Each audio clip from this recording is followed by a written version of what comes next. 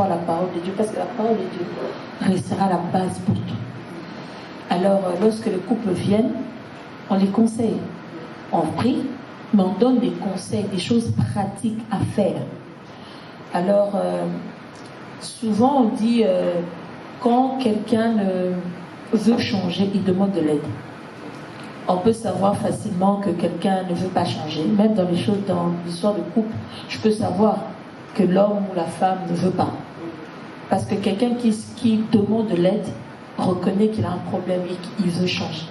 Alors quand c'est nous, pasteur, vraiment mon mari ne veut pas, mon mari, j'ai la main, il ne va pas changer. Même quand on vous donne des conseils, vous savez déjà que ça va échouer cette thérapie.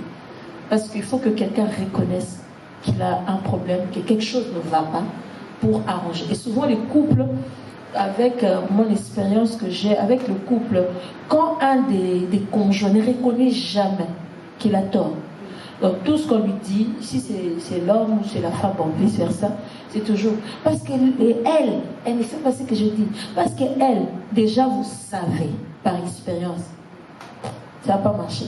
Comment un mariage peut se détruire par rapport à une seule personne? C'est que c'est souvent lui le problème. On peut le savoir sans même prier. Tu peux savoir que l'homme est le problème dans ce couple.